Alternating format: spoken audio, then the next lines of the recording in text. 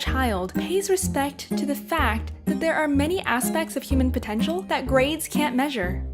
Besides curiosity and intelligence, children may want to develop creativity, passion, resilience, intuition, confidence, generosity, mindfulness, humor, and many, many other important traits.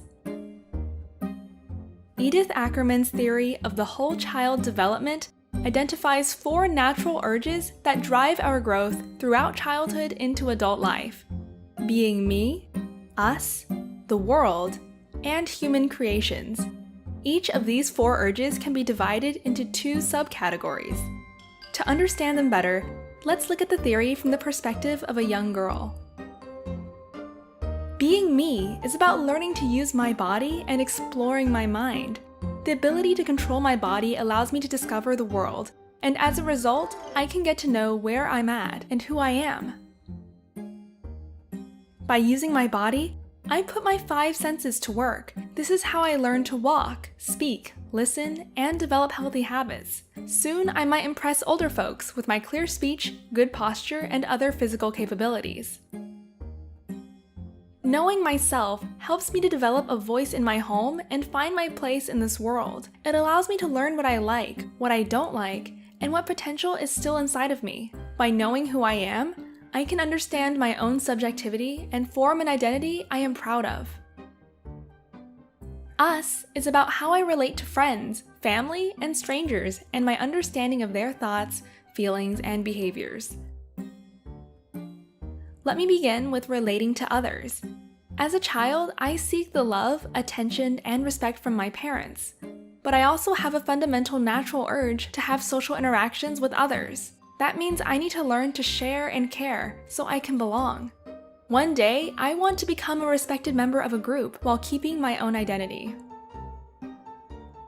Understanding others is another thing.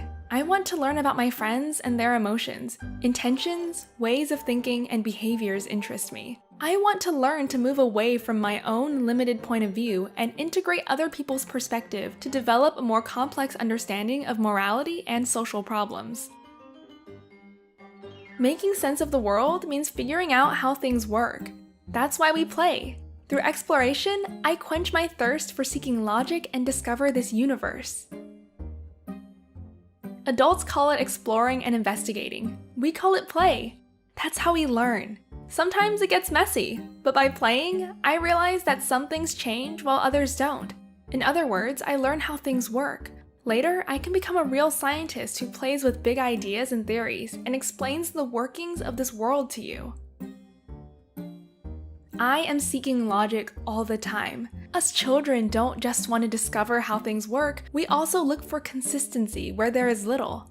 To make sense of this world, we filter, interpret, and reconstruct what we experience into mental models. I think adults call them schema. This urge for order helps me to reorganize what I learn, infer rules, and apply fundamental laws in real life. Human creations is about me being able to imagine alternatives in my head. If I can image something new, I am able to go and actually create it. Imaginating is one of humans' greatest achievements. Without imagination, all innovation would happen by chance. That's why I need fantasy and a lot of free time to play pretend. This way, I will learn to think out of the box. Through creations, I can express my thoughts and bring my imagination to life, and there are hundreds of ways to do so. I can create atmosphere with my voice, ideas with my head, and pictures that I paint with my hand. If I am given the space, I can create cozy rooms beneath the kitchen table, or one day, when I'm older, design an entire house. Edith Ackermann was born in Switzerland in 1946. After graduating, she became a protege of Jean Piaget. At MIT Media Lab, where she spent most of her career, she was exploring the interactions between play, learning, and design. Whole child development, also known as holistic education, seeks to engage children in the whole of their being and potential. It assumes that each child arrives at this world with their own set of talents and interests that are to some degree completely independent from the child's upbringing. Some refer to this whole as the mind, body, and soul. The Swiss educator Pestalozzi referred to it as the hand, the heart, and the head. And further still, many others try to sum up a child in 4, 8 skills: social, emotional, and so forth. But does any such division actually pay respect to the whole? Does it capture a sense of humor, an appreciation of the arts, or the ability to be mindful? For this reason, the work of Ackermann offers a more wholesome perspective. What are your thoughts? Please share them in the comments below.